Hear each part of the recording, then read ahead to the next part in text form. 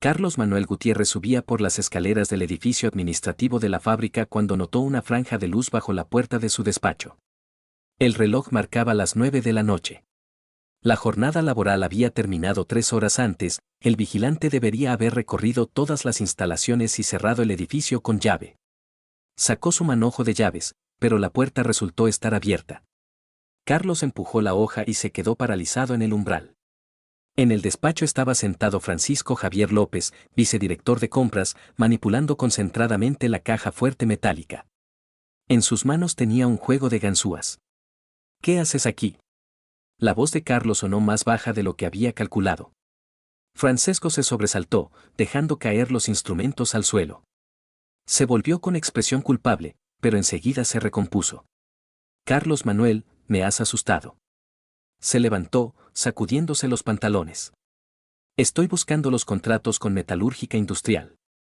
Carmen me los pidió para la auditoría. ¿En mi caja fuerte? ¿Con ganzúas? Bueno, no tengo las llaves, y los documentos los necesito urgentemente. Francisco se encogió de hombros, como si se tratara de la situación más normal del mundo. Pensé que a lo mejor encontraría copias. Carlos se acercó a la mesa y miró los instrumentos desperdigados. Un juego profesional, no chapuzas caseras. ¿Dónde has conseguido esto? Los compré en la ferretería. Se me atascó la cerradura de casa, tuve que estudiar el tema. La explicación sonaba poco convincente. Carlos conocía a Francisco desde hacía 12 años, desde que se casó con su hermana. El hombre nunca había destacado por su habilidad manual. Ni siquiera sabía clavar un clavo en la pared sin ayuda. Francisco, estás mintiendo. ¿Para qué necesitas mis documentos? Que no miento, hombre. El tono de Francisco se volvió más áspero. Carmen me dijo que tenéis duplicados de todos los contratos. Por eso decidí. Carmen no tiene derecho a disponer de mis documentos. Y tú, como vicedirector, deberías saberlo. Carlos rodeó la mesa y se colocó entre Francisco y la puerta. Francesco parecía demasiado nervioso para alguien que supuestamente buscaba papeles de trabajo por encargo de su hermana. Vale, vale. Francisco levantó las manos en gesto conciliador. A lo mejor me he pasado con la cerradura. Pero de verdad necesito esos contratos. Mañana tenemos una inspección y en contabilidad no cuadran los números. ¿Qué inspección? No sé nada. Interna. La ha convocado Carmen. Ella es la jefa de contabilidad, tiene derecho. Carlos sintió cómo la irritación crecía en su pecho. Carmen era su mujer y trabajaba en la misma fábrica, pero eso no le daba derecho a tomar decisiones a sus espaldas. Especialmente relacionadas con documentos financieros. Francisco, te pregunto por última vez, ¿qué estabas haciendo? Ya te lo he explicado. Estabas intentando abrirla. Eso es robo. ¿Qué robo? Francisco se exaltó. Trabajo en esta fábrica como vicedirector. Tengo derecho a saber qué pasa con los documentos. Tienes derecho a lo que yo te permita. Y forzar una caja fuerte no está entre tus obligaciones. Francisco dio un paso adelante. Carlos notó que su cuñado apretaba los puños. Escucha, Carlos, no empieces. Somos familia, podemos resolver todo en el ámbito familiar. Déjame ver los contratos y me largo. No. Entonces me quejaré a Carmen de que me impides trabajar. Quéjate. Se quedaron uno frente al otro en el despacho semioscuro. La única fuente de luz, la lámpara de escritorio, arrojaba sombras marcadas sobre los rostros de ambos hombres. ¿Sabes qué, Carlos? Francisco sonrió, pero en su voz se filtraba la rabia. Te has creído demasiado importante. Director, hostia. Pero la fábrica no es solo tuya. Es mía. Y de mi padre. Y tú trabajas aquí solo porque eres hermano de mi mujer. Ah, así que estoy aquí por caridad.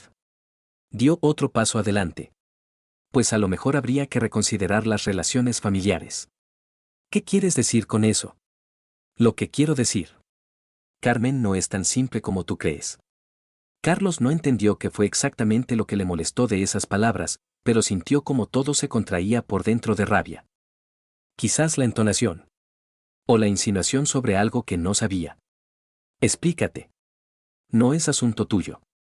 Francesco intentó rodear a Carlos y dirigirse a la puerta, pero éste le cortó el paso. Espera. ¿Qué has dicho sobre mi mujer? Déjame en paz, Carlos. Vete a casa con tu preciosa mujer. En la voz de Francisco sonó algo que hizo que Carlos actuara instintivamente. Le agarró por las solapas de la chaqueta y le acercó hacia sí de un tirón. Repítelo. Suéltame. Repite lo que has dicho sobre Carmen. Francisco intentó soltarse, pero Carlos le sujetaba firmemente. Estás loco, siseó Francisco e intentó golpearle con la rodilla en la ingle. Carlos esquivó el golpe y le dio un puñetazo en el estómago con todas sus fuerzas. Cabrón. Francisco se agarró el estómago.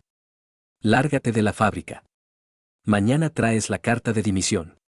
¿Qué? ¿Te has vuelto loco? Te he pillado intentando robar documentos. Es motivo para el despido sin indemnización. Que te jodan. Francisco se enderezó. Ya te enseñará Carmen. Ya veremos. Francesco se dirigió hacia la escalera con paso tambaleante. En el rellano se volvió. Te vas a arrepentir, Carlos. Mucho te vas a arrepentir. Carlos le siguió con la mirada y volvió al despacho. Carlos revisó la caja fuerte. Recogió las ganzúas en un cajón del escritorio. Mañana tendría que averiguar dónde había conseguido Francisco esos instrumentos y para qué necesitaba los documentos financieros. Llegó a casa a las 11:30. Carmen le recibió en el recibidor. ¿Dónde has estado? La cena se está enfriando. Me he entretenido en la fábrica. Ella le miró atentamente, notando la camisa arrugada y el arañazo en la mano. ¿Qué te ha pasado? Nada especial. Carlos fue al baño a lavarse las manos. Por cierto, tu hermano ya no trabaja en la fábrica. ¿Qué? La voz de Carmen se volvió áspera. ¿De qué hablas? Le he despedido. Carmen entró en el baño y se colocó al lado de su marido. ¿Por qué? Por intento de robo. ¿Te has vuelto loco? Francesco no es ningún ladrón. Carlos se secó las manos con la toalla y miró a su mujer en el espejo. Carmen estaba pálida, los labios apretados en una línea fina. Le pillé en mi despacho. Estaba intentando abrir la caja fuerte con documentos. Eso es imposible. Es posible. Tenía ganzúas profesionales. Carmen guardó silencio unos segundos, reflexionando sobre lo que había oído. A lo mejor buscaba algo para el trabajo. Ya sabes lo despistado que es. ¿Con ganzúas? Bueno, a lo mejor perdió las llaves. Carmen, él no tenía llaves de mi caja fuerte. Nunca las ha tenido. Ella se dio la vuelta y salió del baño. Carlos la siguió al salón. Ha sido cruel, dijo Carmen sin mirar a su marido. Francisco es tu familiar. Francisco es tu hermano. Para mí no es nadie. Ha trabajado en la fábrica 5 años. Ha trabajado bien. Los buenos trabajadores no fuerzan cajas fuertes ajenas. Carmen se volvió hacia él. En sus ojos había rabia. ¿O sea que está todo decidido? ¿Le has echado y punto? Sí. ¿Y qué pasa conmigo? ¿Ahora tengo que mirar a mi hermano a los ojos y explicarle por qué mi marido le ha despedido? Le explicas la verdad. ¿Qué verdad? ¿Tu versión? Carlos sintió el cansancio. El día había sido difícil, el conflicto había agotado las últimas fuerzas, y ahora encima su mujer le montaba una escena. Carmen, he visto lo que hacía tu hermano. Estaba intentando robar documentos. No podía actuar de otra manera. Podías haber hablado con él. Averiguar los motivos. Lo intenté. Me faltó al respeto. Carmen miró el arañazo en la mano de su marido y la camisa arrugada. O sea que os habéis peleado. No. ¿Le has pegado? Se dio contra mi puño. Sin querer. Carmen se tapó la cara con las manos. Dios mío, Carlos. Has pegado a mi hermano y le has echado del trabajo. ¿Por qué? Por intento de robo. ¿Cuántas veces tengo que repetirlo? Y no he pegado a nadie. No me creo que Francisco quisiera robar algo. Entonces pregúntaselo a él. En la habitación entró Miguel Ángel, el padre de Carlos. El hombre se movía despacio, apoyándose en un bastón. ¿Qué son estos gritos? Preguntó. Se oye en toda la casa. Papá, vete a dormir, dijo Carlos. Hablaremos más bajo. ¿Y qué ha pasado con Francisco? Miguel Ángel se sentó en el sillón. Hace media hora ha llamado, decía algo sobre el despido, balbuceaba. Carmen y Carlos se miraron. ¿Has hablado con él?, preguntó Carmen. Sí, claro. Me pidió que te dijera que lo solucionaría todo. Y que no te preocuparas. ¿Qué significa que lo solucionará? Carlos frunció el ceño. No lo sé. Hablaba de forma confusa, la voz era extraña. ¿Estaba borracho? No me pareció. Más bien disgustado. Miguel Ángel miró a su hijo y a su nuera. ¿Y qué ha pasado? Carlos relató brevemente el incidente en el despacho. El anciano escuchó en silencio, asintiendo de vez en cuando. Has hecho bien, dijo cuando el hijo terminó. No se puede coger lo ajeno. Papá, no es ajeno, objetó Carmen. Es familia. La familia no da derecho a robar. Que nadie ha robado nada, gritó Carmen. Es un malentendido. ¿Un malentendido con ganzúas?, se burló Miguel Ángel. Interesante malentendido. Carmen cogió el bolso y se dirigió a la salida. ¿A dónde vas?, preguntó Carlos. A ver a Francesco. A enterarme de qué ha pasado realmente. Ya es tarde. Me da igual. Cerró la puerta de un portazo. Carlos y su padre se quedaron solos en el salón. No debías dejarla ir, dijo Miguel Ángel. ¿Por qué? Están tramando algo. Francisco y Carmen. Hace tiempo que lo noto. ¿A qué te refieres? El anciano guardó silencio, contemplando sus manos. No lo sé con exactitud. Pero a menudo cuchichean cuando creen que no les oigo. Y Carmen últimamente tiene cosas caras. ¿Qué cosas? Perfumes, joyas. Dice que ha recibido una prima. ¿Y qué? A lo mejor la ha recibido de verdad. A lo mejor. Miguel Ángel se levantó del sillón. Solo que en nuestra fábrica ya no se pagan primas desde hace 6 meses. Crisis. Ella trabaja en tu fábrica, así que piénsatelo. Se fue a su habitación, dejando al hijo con sus reflexiones. Carmen volvió a casa de madrugada. Carlos no dormía, estaba tumbado en la cama escuchando los sonidos de la calle. Oyó cómo se cerró la puerta del coche, después clic de la cerradura de la puerta de entrada. Su mujer pasó al baño, estuvo mucho rato con el agua corriendo. Cuando por fin se acostó a su lado, olía a cigarrillos ajenos y a alguna comida desconocida. ¿Cómo está Francisco?, preguntó Carlos en la oscuridad. Normal. La voz de Carmen era uniforme, pero fría. El médico ha dicho que una semana en casa. ¿En serio? ¿Le has pegado? En su entonación se oía una acusación. Carlos se volvió hacia su mujer, pero ella ya se había dado la vuelta hacia la pared. Carmen, solo le di un puñetazo en el estómago, después de su intento de golpe sucio. Lo sé. Entonces, ¿por qué estás enfadada conmigo? No estoy enfadada. Solo cansada. Se tapó con la manta hasta la cabeza, dando a entender que la conversación había terminado. Carlos estuvo aún media hora despierto con los ojos abiertos, y después se sumió en un sueño inquieto. Por la mañana, durante el desayuno, Carmen guardaba silencio. Untaba mantequilla en el pan con movimientos mecánicos, miraba por la ventana. Miguel Ángel intentó hacerle conversación, pero recibía respuestas monosilábicas. ¿Y si nos vamos a la casa de campo el fin de semana?, propuso el anciano. A respirar aire puro. No quiero, respondió Carmen. ¿Y a pescar? A Carlos le gusta pescar. Que vaya solo. Carlos dejó el periódico y miró a su mujer. Carmen, tenemos que hablar. ¿De qué? De cómo seguir viviendo. ¿Y qué ha cambiado? Tú trabajas, yo trabajo. Vivimos como hemos vivido. Pero estás resentida. No estoy resentida. Carmen se levantó de la mesa. Estoy decepcionada. ¿De qué? De ti. Cogió el bolso y se dirigió a la salida. Carmen, espera. Llego tarde al trabajo. Vamos juntos. Hoy no. Iré yo sola. La puerta se cerró de un portazo. Carlos y Miguel Ángel se quedaron solos en la mesa. ¿Cuánto tiempo va a estar enfurruñada?, preguntó el anciano. No lo sé. A lo mejor llevo razón. He sido demasiado duro con Francisco. Tonterías. Miguel Ángel se sirvió té. Francisco ha recibido lo que se merecía. Y que Carmen reflexione. Cree que he destruido la vida de su hermano. Él mismo se ha destruido la vida. No hay que cogerlo ajeno. Carlos se terminó el café y se fue a la fábrica solo. Todo el día pensó en la conversación de la noche anterior con su mujer.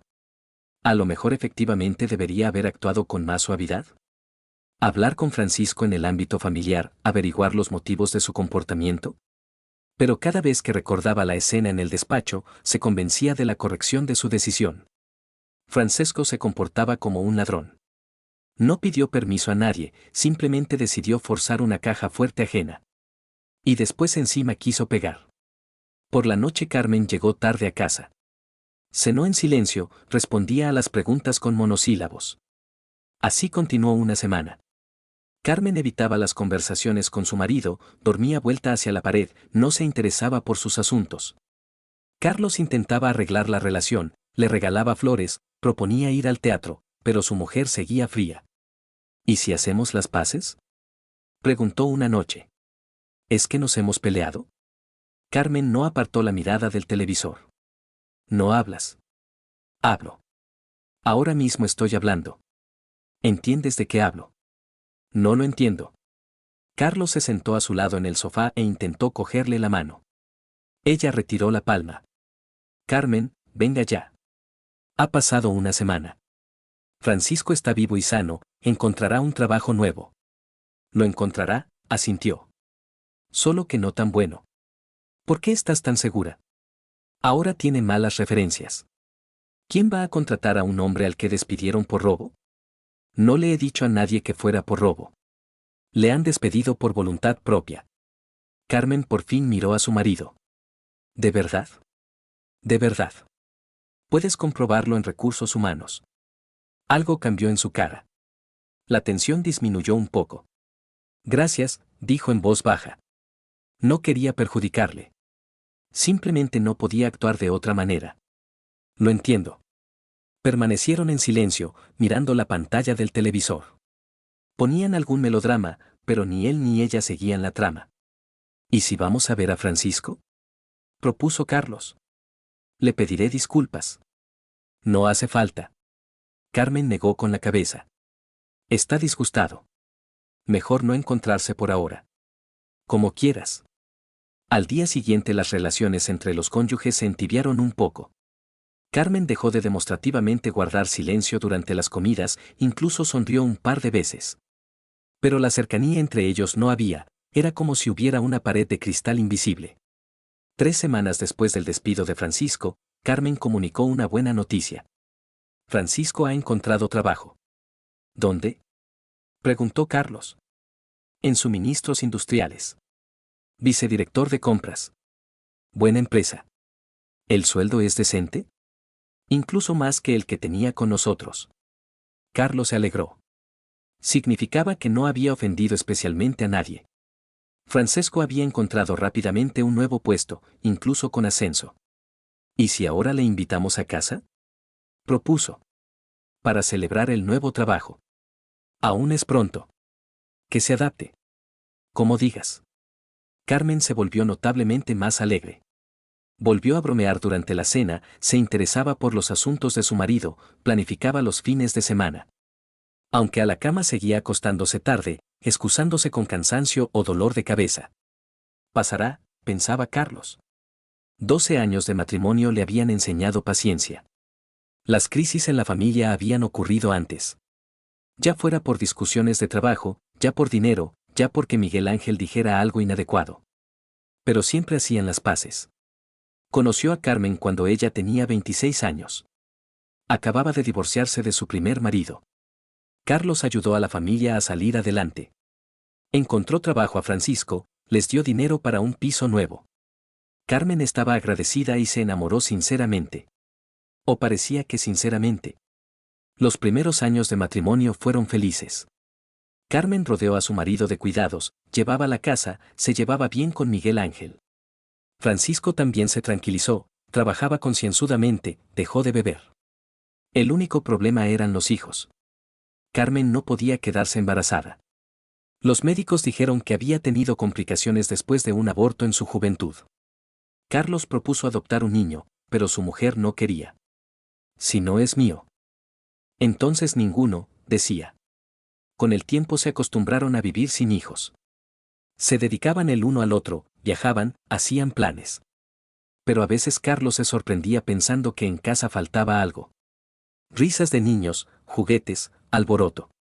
Quizás por eso Carmen estaba tan apegada a Francisco. ¿Le sustituía al hijo que no podía tener? Carlos intentaba entender a su mujer, pero le salía mal. Un mes después del empleo de Francisco, la vida familiar entró en el cauce habitual. Carmen volvió a ser cariñosa, aunque no tan abierta como antes. A veces Carlos notaba que su mujer pensaba en algo, mirando a un punto fijo. Preguntaba, contestaba sobre el trabajo o sobre tonterías. También empezó a recibir muchas llamadas telefónicas. Antes el teléfono de casa callaba durante semanas, tenían pocos amigos. Ahora sonaba casi todas las noches. ¿Quién es?, preguntaba Carlos. Amigas, respondía Carmen. Luz, Olga. Ya las conoces. Él conocía efectivamente a las amigas de su mujer, pero no recordaba que se comunicaran tanto por teléfono. Normalmente se veían una vez al mes, tomaban café, comentaban asuntos femeninos. Ahora, en cambio, las conversaciones tenían lugar casi a diario. Carmen se iba a otra habitación y hablaba en voz baja, casi susurrando. Carlos casualmente escuchó un par de frases. No te preocupes, todo irá bien. Sí, yo también lo pienso. No, él no sospecha nada. La última frase le hizo ponerse alerta. ¿De quién hablaban? ¿De él? ¿Qué debía sospechar? Pero no preguntó. Carmen tenía derecho a la vida personal y a las amigas. A lo mejor comentaban los problemas familiares de alguien o planificaban una sorpresa para su cumpleaños. Miguel Ángel también notó los cambios en el comportamiento de la nuera. Carmen se ha vuelto rara, le dijo al hijo una noche. ¿En qué sentido? Pensativa. Y nerviosa. Ayer entré en la cocina, estaba hablando por teléfono. Me vio e inmediatamente colgó. A lo mejor era una conversación íntima. Con una amiga. Puede ser. El anciano guardó silencio. Solo que la voz no era femenina. ¿Qué quiere decir no era femenina? Bueno, el timbre era diferente. Cuando las mujeres hablan entre ellas, conversan de otra manera. Y aquí era como si estuviera charlando con un hombre. Carlos sintió una ligera inquietud, pero apartó los pensamientos desagradables. Su padre era viejo, oía mal. Pudo equivocarse. Papá, no inventes cosas. Carmen tiene colegas hombres. A lo mejor llamaron por trabajo. ¿A las 9 de la noche? Pasa. ¿Alguna urgencia? Bueno, ella trabaja para ti, ¿no estarías al corriente de las urgencias? Miguel Ángel no volvió a tocar el tema, ya que no quería conflictos con el hijo. Pero Carlos notó que su padre se había puesto a observar a la nuera con más atención. Y Carmen efectivamente había cambiado. Empezó a sonreír más a menudo, pero la sonrisa era algo ausente. Como si pensara en algo agradable, no relacionado con la casa y el marido. A veces canturreaba melodías que Carlos no conocía. Canciones nuevas, al parecer. O viejas, simplemente él no les había prestado atención.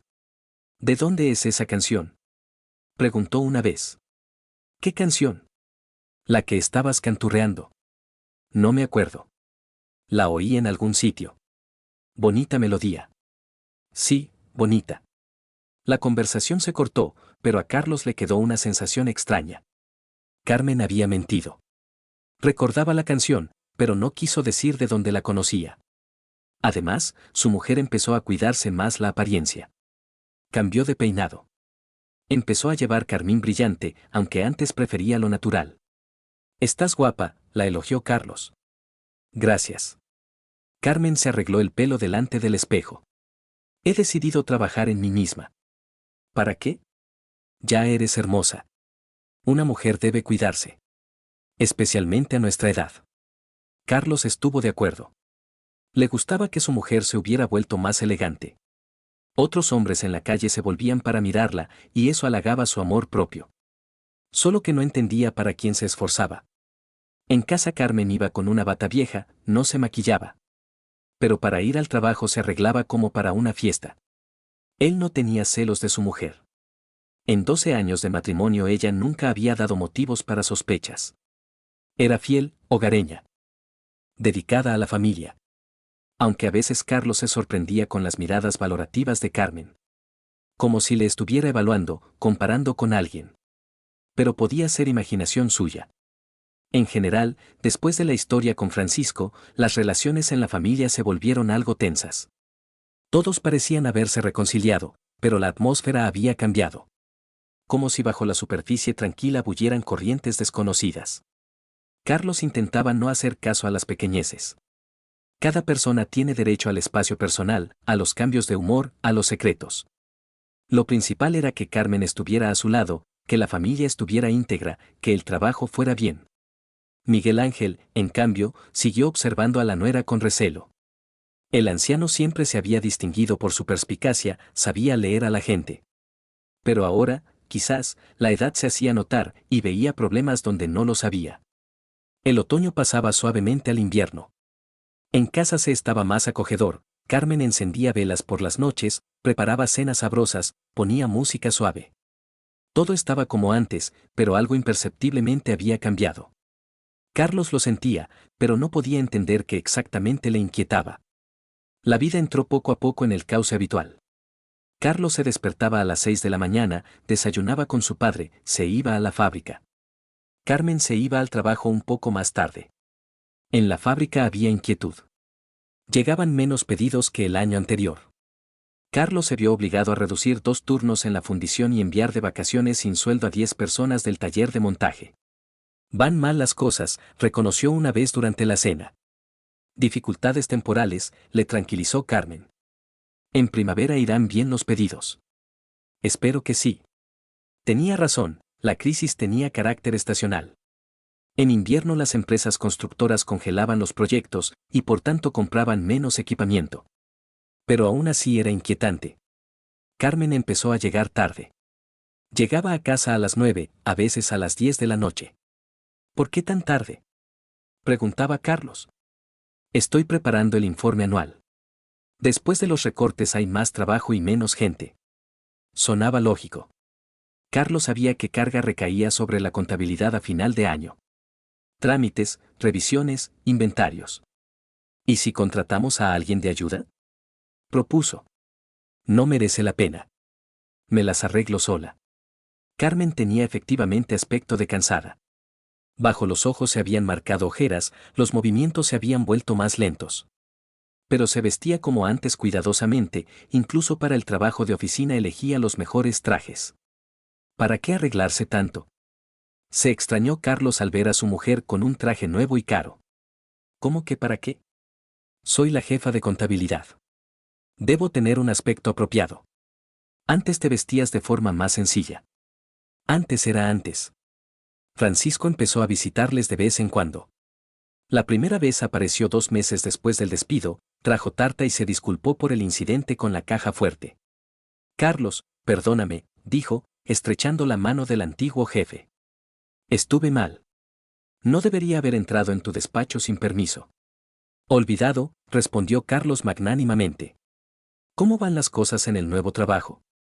Bien. El equipo es amistoso, el sueldo normal.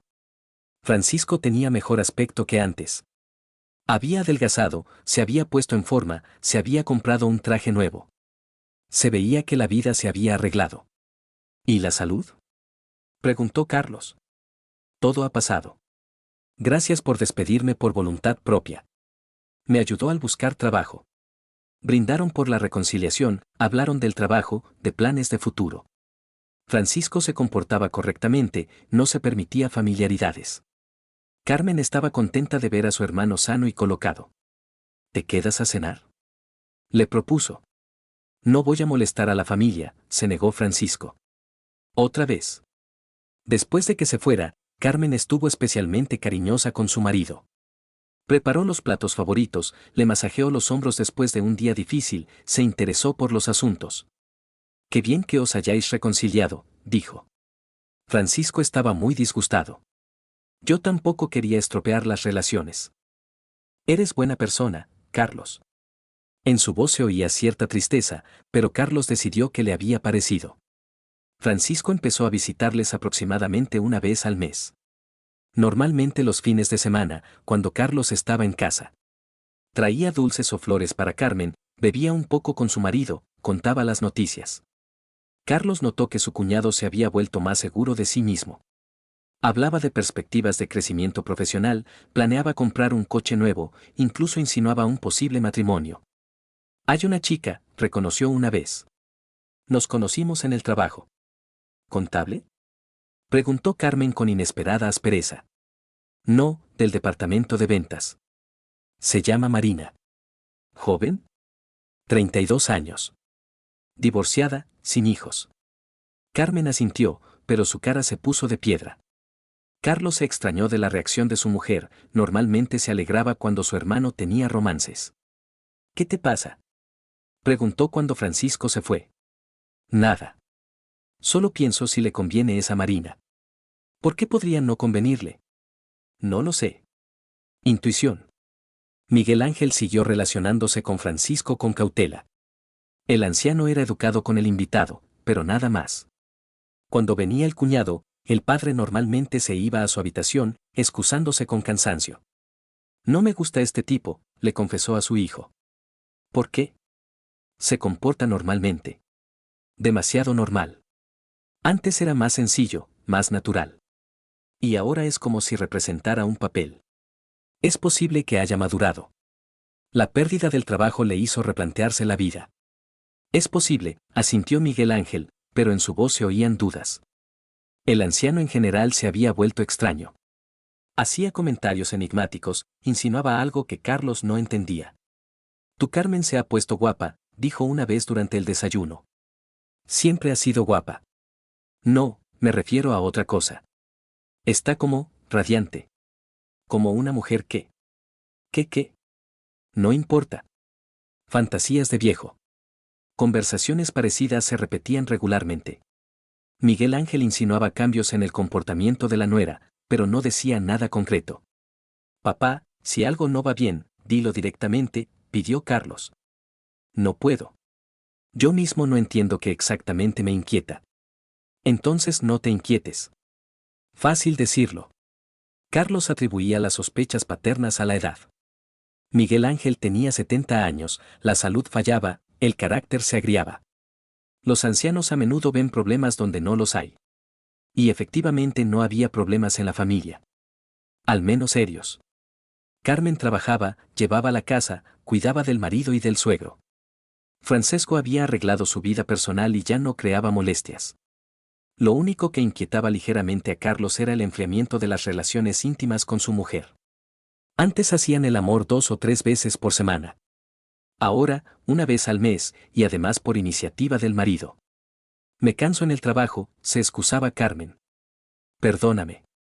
¿Y si nos vamos de vacaciones? Descansarás. No hay tiempo. Periodo de informes. Carlos no insistía. A los 38 años la gente tiene menos libido, eso es normal. Además el estrés del trabajo, el cansancio, problemas para dormir. Además, Carmen había empezado a tomar algunas medicinas. Pastillas para el dolor de cabeza, vitaminas, sedantes. Decía que el médico se las había recetado para normalizar la tensión. ¿Qué pasa con la tensión?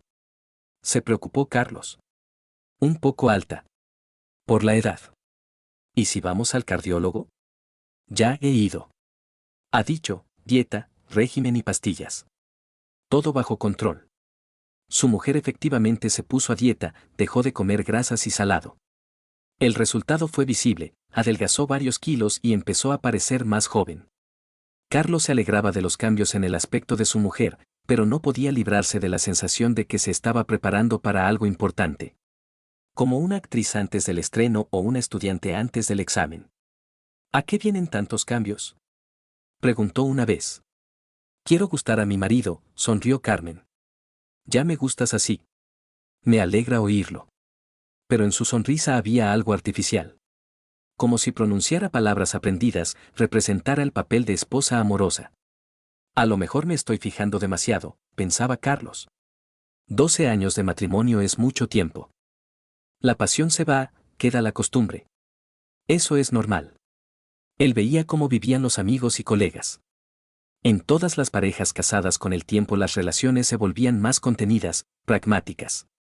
El romanticismo cedía el sitio a la vida cotidiana, las preocupaciones comunes, los planes de futuro. Lo principal era que siguieran juntos, que se apoyaran mutuamente, que construyeran un futuro común. Y las pequeñas omisiones y cambios de humor eran los gastos de la vida en común. El invierno fue nevado y largo. En casa hacía calor y era acogedor. Por las noches la familia se reunía delante del televisor, tomaba té, comentaba las noticias.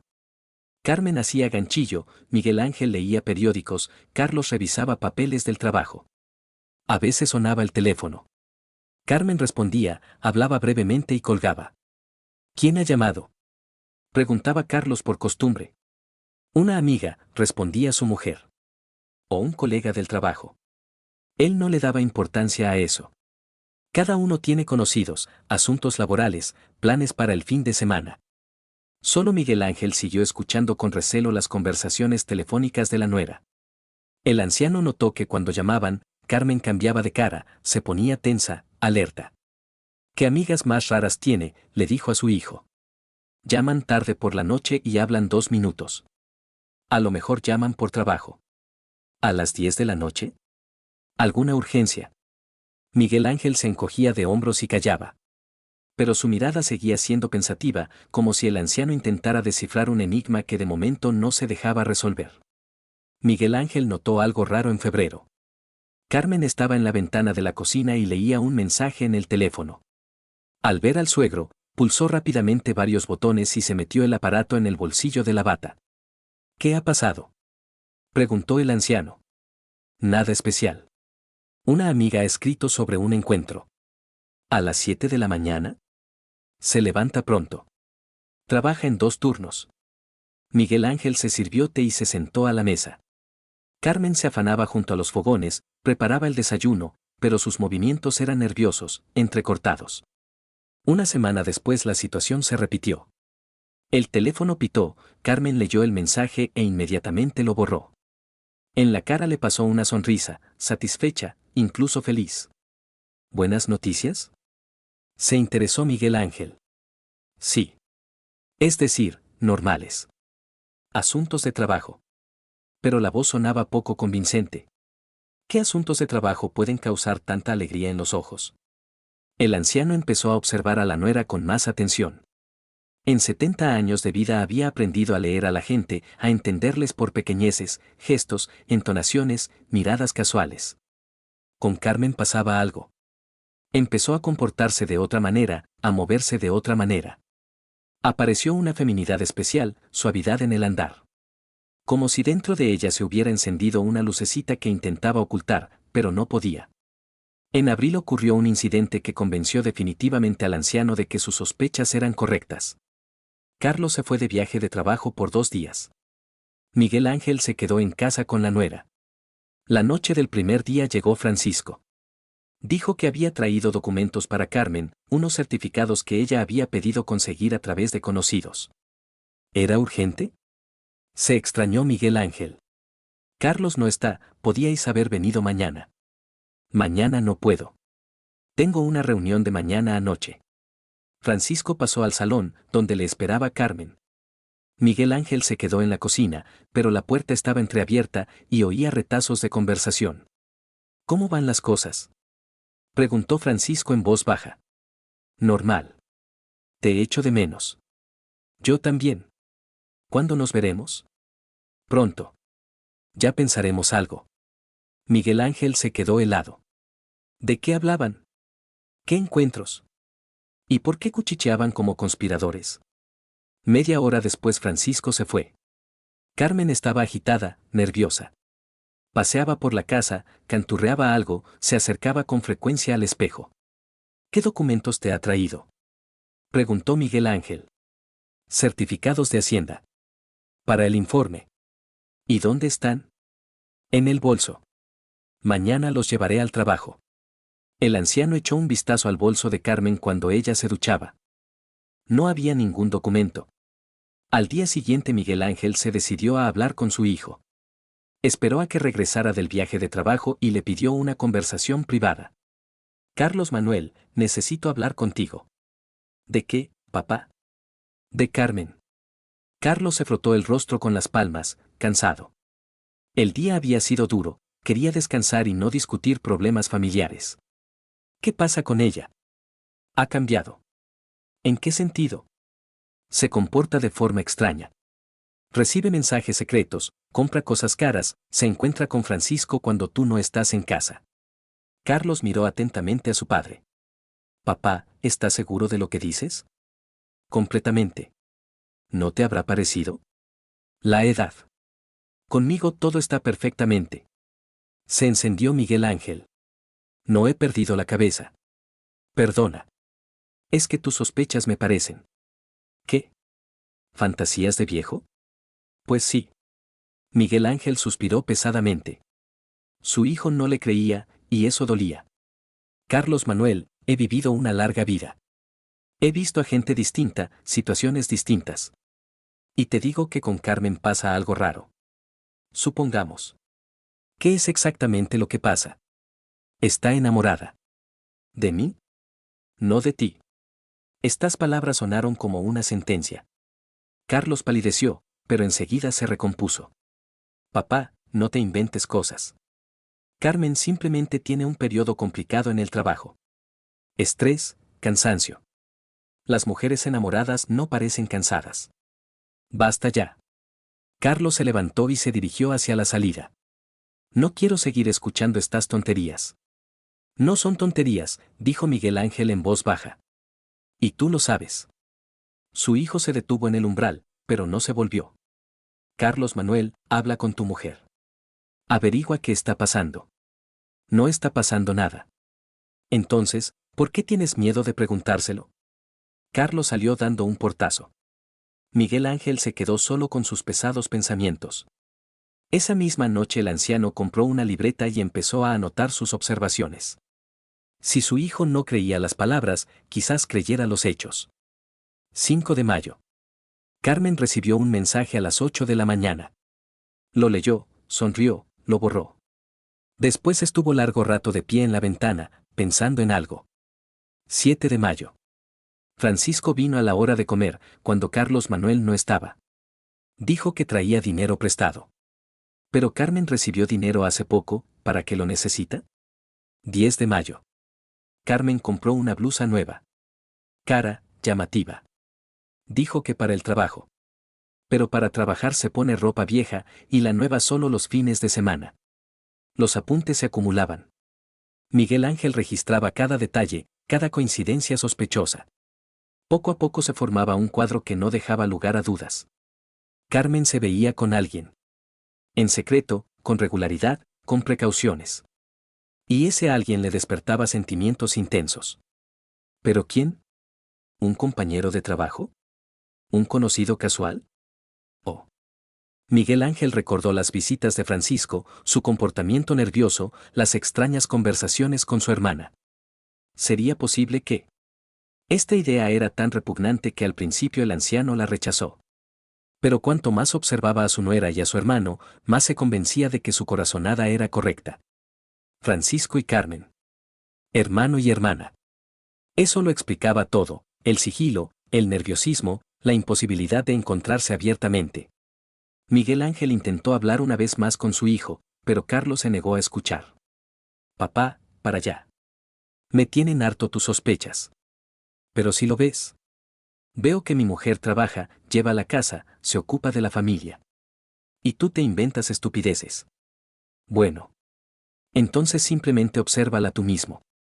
¿Observar qué? Todo. Las llamadas de teléfono, las compras, el estado de ánimo. No voy a espiar a mi propia mujer. Entonces la vas a perder. Carlos se fue sin responder. Miguel Ángel comprendió que su hijo tenía miedo de conocer la verdad. Era más fácil vivir en la ignorancia que enfrentarse a la dolorosa realidad. Mientras tanto, Carmen se volvió especialmente atenta con su suegro. Se dio cuenta de que el anciano la observaba y decidió tomar medidas. Miguel Ángel, tiene usted mala cara, le dijo una mañana. ¿No debería ir al médico? Me encuentro bien. Aún así, convendría que se tomara la tensión. A su edad es importante. Compró un tensiómetro y empezó a medirle regularmente la tensión al suegro. Efectivamente la tenía alta.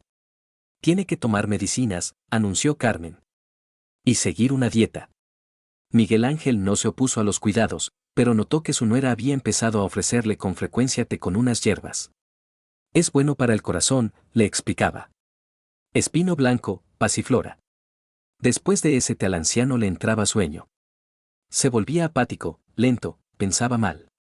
Sedantes, comprendió Miguel Ángel. Me está dando sedantes. Se volvió más cauteloso. Fingía que bebía el té de hierbas, pero lo tiraba por el fregadero cuando Carmen no miraba. Los apuntes en la libreta continuaron. Miguel Ángel los releía por las noches y se horrorizaba, que ciego estaba su hijo. El anciano entendía que tenía que actuar. ¿Pero cómo?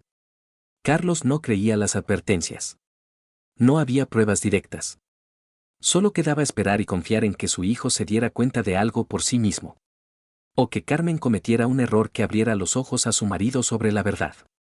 Mientras tanto, Miguel Ángel siguió tomando notas, observando y bebiendo té auténtico en lugar del sedante con el que su nuera intentaba nublar su mente.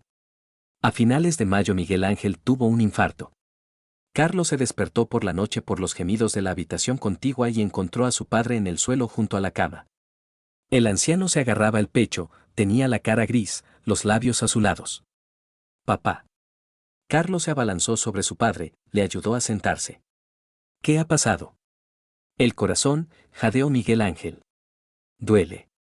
Carmen salió corriendo al oír el ruido, en bata, vio al suegro e inmediatamente se lanzó al teléfono para llamar a la ambulancia. Aguante, Miguel Ángel, le decía, cubriéndolo con una manta. Los médicos ya vienen. Miguel Ángel la miraba con ojos turbios. Incluso en ese estado, su mirada reflejaba desconfianza. La ambulancia llegó a los 20 minutos. El médico examinó al enfermo, le tomó la tensión, le hizo un electrocardiograma. Insuficiencia cardíaca aguda, anunció. Hay que hospitalizarlo. ¿Es grave? Preguntó Carlos. A su edad cualquier problema del corazón es grave. Se llevaron a Miguel Ángel a la planta de cardiología del hospital municipal. Carlos se pasó toda la noche en el pasillo, esperando los resultados de las pruebas. Por la mañana el médico de cabecera le llamó a su consulta. Su padre está grave, dijo el doctor. ¿Va a sobrevivir? Aún es pronto para decirlo. Las primeras 24 horas son críticas. Carlos volvió a la habitación, donde Miguel Ángel yacía con gotero, conectado al monitor cardíaco. El anciano estaba consciente, pero muy débil. ¿Cómo te encuentras?, preguntó su hijo. Mal, respondió sinceramente su padre. Carlos Manuel, tengo que decirte algo. Luego, papá. Descansa. No, ahora. A lo mejor no habrá luego. Miguel Ángel intentó incorporarse apoyándose en el codo, pero no tenía fuerzas. En mi cuarto, en el escritorio, hay una libreta. Azul, de cuadros. ¿Para qué la quiero? La leerás después del entierro. Ahí está todo anotado. ¿Qué entierro? Te vas a poner bueno. Carlos Manuel, me estoy muriendo, la voz de Miguel Ángel se volvió más débil. Y quiero que sepas la verdad. ¿Qué verdad? En la libreta. Prométeme que la leerás. Carlos cogió la mano de su padre. La piel estaba fría, el pulso débil. Te lo prometo. Buen chico, susurró Miguel Ángel y cerró los ojos. 3 días el anciano estuvo entre la vida y la muerte. Carlos prácticamente no se apartó de la cama del hospital. Carmen venía por las noches después del trabajo, traía comida, hablaba con los médicos. ¿Cómo está?, le preguntaba a su marido.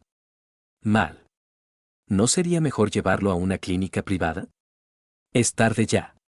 Aquí hay buenos médicos, hacen lo que pueden. Carmen asentía y se sentaba junto a la cabecera del suegro. Le cogía la mano, le decía algo en voz baja. Pero Miguel Ángel, incluso en estado semi-inconsciente, apartaba la palma. No me quería, dijo Carmen con tristeza. No digas tonterías. Es que está muy enfermo. No, lo sé. Siempre sentí su antipatía. Carlos no quiso discutir. Las relaciones entre su padre y su mujer efectivamente habían sido frías. Pero ahora eso no importaba. Al cuarto día el estado de Miguel Ángel mejoró un poco. Empezó a hablar más, pedía agua, se interesaba por las noticias. Quiero irme a casa, dijo el anciano. Aún es pronto, respondió el médico. Hay que terminar el tratamiento. En casa se muere mejor. ¿Quién habla de morir? Está usted mejorando. Pero Miguel Ángel era realista. Sentía como cada día tenía menos fuerzas, como el organismo se rendía lentamente. Una semana después le dieron el alta para casa bajo supervisión del médico de cabecera. Carlos se cogió vacaciones para cuidar de su padre. Preparó una cama en el salón de la planta baja, compró todas las medicinas necesarias. Carmen se ofreció a ayudar. Puedo darle de comer, administrarle las pastillas, dijo.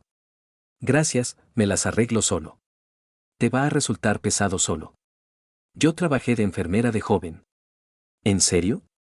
2 años en el ambulatorio. Sé poner inyecciones, sueros. Carlos no conocía este dato de la biografía de su mujer. En 12 años de matrimonio habían hablado poco del pasado. Bueno, accedió. Cuidaremos de él entre los dos. Pero Miguel Ángel se negó categóricamente a recibir ayuda de su nuera. No quiero que me toque, le dijo a su hijo. ¿Por qué? No me fío. Papá, ella quiere ayudar. Ella quiere que me muera cuanto antes. Carlos decidió que la enfermedad afectaba a la psique de su padre. Los ancianos a menudo se vuelven suspicaces, ven enemigos en los allegados. Vale, le cuidaré yo solo. Miguel Ángel vivió en casa otro mes más. Poco a poco se debilitaba, dormía más, comía menos. A veces pedía que le trajeran la libreta del escritorio, pero Carlos le disuadía. No necesitas escribir ahora. Descansa. No quiero escribir. Quiero que leas. Luego, papá. Puede que no haya luego. El anciano tenía razón. A principios de julio, una clara mañana de sol, Miguel Ángel murió durmiendo. Carlos le encontró inmóvil en la cama, el rostro tranquilo, las manos cruzadas sobre el pecho. El funeral fue discreto, familiar. Vinieron compañeros de la fábrica, algunos vecinos, parientes lejanos. Carmen se comportó con dignidad, apoyó a su marido, organizó el velatorio. Francesco llegó con un ramo de claveles y el pésame. Era una buena persona, le dijo a Carlos. Lástima que no nos lleváramos muy bien. Te respetaba. Lo dudo. Pero ya no importa. Después del funeral la casa se quedó vacía y silenciosa. Carlos no pudo entrar en el cuarto de su padre durante una semana, todo allí le recordaba. Carmen se hizo cargo de cuidar a su marido. Preparaba sus platos favoritos, no le dejaba encerrarse en sí mismo, le distraía hablando del futuro. ¿Y si nos mudamos? Propuso. Esta casa tiene demasiados recuerdos. ¿A dónde nos mudamos? Podríamos comprar un piso en el centro. O una casa de campo en las afueras. No quiero irme a ningún sitio. Como quieras. Solo piénsalo. 2 semanas después Carmen se volvió especialmente cariñosa. Organizaba cenas románticas a la luz de las velas, se compraba vestidos bonitos, se hacía peinados elaborados. ¿A qué viene tanta belleza? Se extrañó Carlos.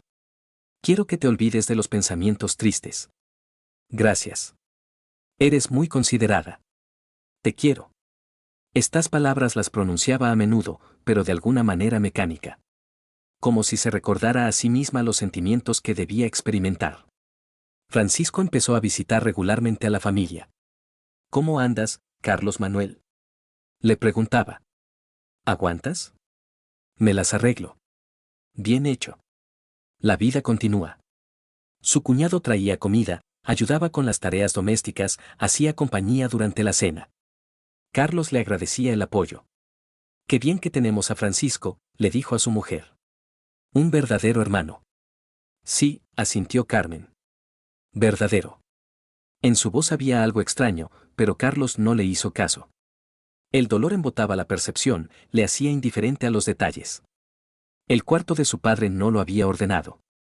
Todas las cosas de Miguel Ángel seguían en su sitio, la ropa en el armario, los libros en las estanterías, las gafas en la mesilla. ¿No sería hora de poner orden? Sugirió Carmen con delicadeza. Aún no estoy preparado. Lo entiendo. Pero mantener la habitación como un museo tampoco está bien. Dame tiempo. Carmen no insistió, pero Carlos veía que tenía ganas de ordenar las cosas del padre.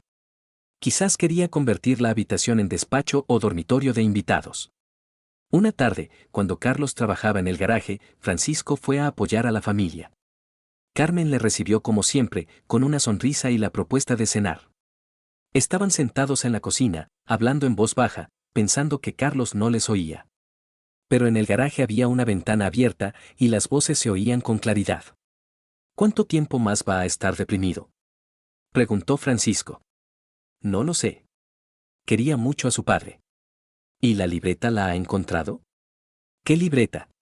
El viejo apuntaba algo constantemente. Lo vi. No sé de ninguna libreta. Mejor encontrarla y destrúyela. A saber qué habrá escrito ahí. ¿Crees que sospechaba algo? Estoy seguro. Nos observaba demasiado atentamente. Carlos aguzó el oído, pero la conversación pasó a otros temas. ¿De qué libreta hablaban? ¿Y qué podría haber escrito ahí? Recordó las palabras de su padre en el hospital: en el escritorio hay una libreta. La leerás después del entierro. Carlos había hecho esa promesa, pero se había olvidado de ella en el dolor. Y ahora de repente sintió curiosidad: ¿qué escribía Miguel Ángel y por qué Francisco quería destruirlo? Carlos finalmente se decidió a ordenar las cosas de su padre. El dolor poco a poco retrocedía, y mantener la habitación intacta se había vuelto pesado. Cada mirada a la puerta cerrada recordaba la pérdida. Natalia estaba en el trabajo. Carlos entró en la habitación de su padre, abrió la ventana para ventilar y se puso a meter la ropa en cajas.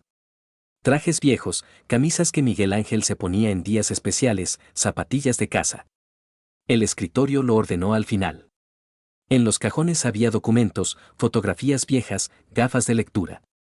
En el cajón más bajo, bajo un montón de periódicos, Carlos encontró un cuaderno azul de cuadros.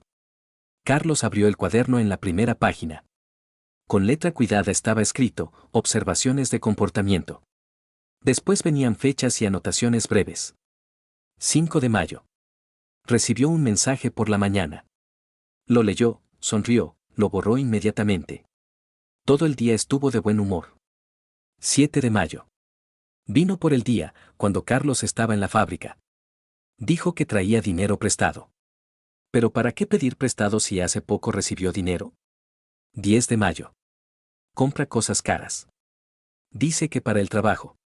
Pero los vestidos más bonitos se los pone los fines de semana, cuando no va a ningún sitio. Carlos leía, y se le helaba el pecho. Su padre efectivamente había estado observando a su mujer y anotando cada detalle. 15 de mayo. Hablaban en la cocina en voz baja. Escuché la frase: ¿cuándo estaremos juntos? Ella respondió: pronto, ten paciencia. 18 de mayo. Esperó a alguien todo el día. A las 7 de la tarde sonó el teléfono, ella respondió: no puedo, Carlos está en casa. O sea que había planeado un encuentro. Las manos de Carlos temblaban cuando pasaba las páginas.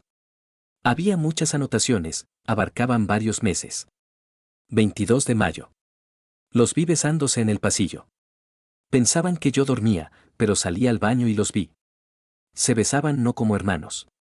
Carlos releyó esta línea varias veces. ¿Francisco besaba a Carmen? ¿Cómo había que entender esto? 25 de mayo. Se abrazaban en la cocina temprano por la mañana. Francesco le acariciaba la espalda. Me vieron y se separaron rápidamente. 1 de junio. Carlos se fue a la fábrica. Oí ruidos desde su habitación. Chirrido de la cama, voces apagadas. Esto duró 1 hora. Carlos dejó el cuaderno y se tapó la cara con las manos. No podía ser. Su padre se había equivocado, había entendido algo mal, se lo había inventado. Pero las anotaciones eran demasiado concretas, demasiado detalladas. Miguel Ángel fijaba fechas, horas, circunstancias. Esto no eran fantasías de un anciano enfermo. 5 de junio. Francisco vino por la noche de visita. Trajo vino. Miradas, sonrisas, roces casuales. Carlos no se da cuenta de nada. 10 de junio. Escuché una conversación telefónica. Ella decía: yo también te quiero. Pronto todo cambiará. O sea que planea algo. Carlos siguió leyendo. Y el cuadro se volvía cada vez más claro. Carmen y Francisco. Su mujer y su hermano. 15 de junio. Francisco dijo, estoy harto de escondernos. ¿Cuándo se lo decimos? Ella respondió, ahora no. No lo entenderá. La última anotación estaba fechada el 20 de junio. Me date con sedantes. Piensa que no me doy cuenta. Quiere que vea y recuerde menos. Pero yo tiro su té y me hago el mío. Carlos cerró el cuaderno y se quedó largo rato sentado en silencio. En su cabeza no cabía lo que había leído. Carmen y Francisco. 12 años de matrimonio y su mujer le había estado engañando con su propio hermano. ¿Cuándo había empezado su relación? ¿Quizás incluso antes de la boda? ¿O recientemente, después de aquella pelea en el despacho? ¿O quizás su padre se lo había inventado todo? Un hombre viejo, enfermo, que había tomado manía a su nuera y había decidido desprestigiarla. No. Las anotaciones eran demasiado precisas. Miguel Ángel indicaba fechas, horas, frases concretas. Eso era imposible de inventar. Carlos recordó las rarezas en el comportamiento de su mujer durante los últimos meses. Compras caras, retrasos en el trabajo, frialdad en la cama. Llamadas telefónicas y mensajes que borraba rápidamente. Atenciones especiales hacia Francisco. Todo encajaba en un cuadro repugnante. Pero necesitaba pruebas. No se podía acusar a la mujer basándose en las anotaciones de un difunto. Tenía que comprobar personalmente. Carlos escondió el cuaderno en su escritorio de trabajo y empezó a planear la comprobación. ¿Cómo pillar a Carmen y Francisco juntos? Eran cautelosos, se veían en secreto. Entonces, tenía que crear una situación en la que creyeran que estaban seguros. Por la noche durante la cena Carlos dijo: mañana me voy de viaje de trabajo. 3 días. ¿A dónde? Preguntó Carmen. A la capital provincial. A firmar un contrato con nuevos proveedores. ¿Es urgente? Sí. Mañana se van de vacaciones, no se puede aplazar. Carmen asintió, pero Carlos notó cómo le brillaron los ojos. Alegría que intentaba ocultar. ¿Y si voy contigo? Propuso. Hace tiempo que no viajamos juntos. No merece la pena. Es un viaje de trabajo, no de placer. Como quieras. Por la mañana Carlos hizo la maleta, se despidió de su mujer y se fue. Pero solo llegó hasta el distrito vecino, donde alquiló una habitación en un pequeño hotel. Todo el día se quedó en la habitación, reflexionando sobre la situación. ¿Qué hacer si se confirmaban las sospechas? ¿Divorciarse? ¿Montar un escándalo? ¿Pegar a Francesco? Por la noche había madurado la decisión. Tenía que pillarlos en flagrante delito y actuar inmediatamente. Nada de conversaciones, nada de explicaciones. A las 9 de la noche Carlos se fue a casa. Aparcó el coche a 2 manzanas de casa y se acercó andando a su parcela. Junto a la verja estaba el coche conocido de Francisco. El corazón empezó a latir más deprisa. O sea que su padre tenía razón. Francisco efectivamente había venido en cuanto se enteró de que el marido no estaba en casa. Carlos rodeó silenciosamente la casa y entró por el patio trasero. En la casa había luz en el segundo piso, en el dormitorio. Carlos se descalzó en el recibidor y empezó a subir por la escalera. Los escalones crujían, pero bajo, sabía en qué tablones pisar para no delatarse. En el segundo piso se detuvo junto a la puerta del dormitorio. La puerta estaba entreabierta, desde dentro salía la suave luz de la lámpara de mesilla. Carlos miró por la rendija y vio lo que cambió su vida para siempre. Te he echado tanto de menos, susurraba Carmen. Yo también. Esta es la última vez que nos escondemos. ¿Qué quieres decir? Le diremos la verdad. Basta de mentir. No lo entenderá. Lo entenderá. Nos queremos, eso no es un crimen. Pero somos hermanos. Hermanastros. No somos de sangre. Carlos no podía creer lo que oía. ¿Hermanastros? ¿Francisco y Carmen no eran hermanos de sangre? Aún así la gente no lo entenderá, siguió Carmen. Me da igual la gente. Lo importante somos nosotros. Carlos sintió como todo se le revolvía por dentro de rabia y asco. 12 años de matrimonio. 12 años de mentiras. Bajó, cogió un bate de béisbol del trastero y volvió al dormitorio. Esta vez no se puso a espiar. Empujó la puerta de una patada e irrumpió en la habitación con el bate en las manos. Sorpresa, tortolitos. Carmen gritó y se tapó con la sábana. Francisco intentó saltar de la cama, pero Carlos fue más rápido. El golpe del bate le dio en las costillas. Francesco se dobló del dolor y cayó al suelo. Carlos, para. Gritaba Carmen. No hace falta. Cállate, puta. Carlos se preparó para el segundo golpe. Francisco intentó protegerse con las manos, pero eso no detuvo el bate. ¡Socorro! Aullaba Francisco. Me matan. Carmen saltó de la cama e intentó parar a su marido. Carlos la apartó, y ella se golpeó la espalda contra la pared. 12 años. Rugía. 12 años me habéis tomado el pelo. Francisco dejó de gritar y solo jadeaba. Para. Carmen se lanzó hacia su marido y se le agarró a los brazos. Lo vas a matar. Y lo mataré, zorra. Os mataré a los dos. Carlos apartó a su mujer y levantó el bate hacia ella. Pero el golpe fue a parar a la pared, dejando una abolladura. Francisco. Carmen se puso de rodillas junto a su hermano. Francisco, ¿me oyes? Lo has matado, susurró Carmen, mirando a su marido. Aún no lo he matado. Pero lo haré. En ese momento irrumpieron en la casa los vecinos. Habían oído los gritos y llamado a la policía. Suelta el arma. Gritó el agente de barrio, apuntando a Carlos con la pistola.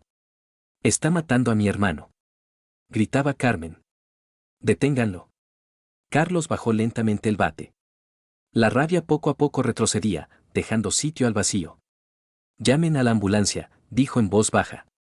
Pero primero escuchen lo que ha pasado aquí. Fuera aullaban las sirenas. Los vecinos se agolparon en la entrada, mirando hacia la casa. Carmen sollozaba junto a Francisco. Y Carlos entendía que su vida anterior había terminado para siempre. El juicio se celebró en una pequeña sala del juzgado de distrito. Carlos estaba sentado en el banquillo de los acusados con un traje negro que había comprado especialmente para la ocasión. Tenía las manos cruzadas sobre las rodillas, la cara impasible. El fiscal pedía 8 años de prisión por lesiones graves. El abogado insistía en legítima defensa y en exceso de los límites de la legítima defensa en estado de enajenación mental transitoria. El acusado encontró a su mujer en adulterio con su hermano, decía el defensor. Y después el hermano de ella atacó al acusado. Cualquier persona en esa situación habría perdido el control sobre sí misma. El acusado solo se defendía. Y asestó varios golpes con equipo deportivo. Eso no justifica la crueldad de la paliza, objetaba el fiscal.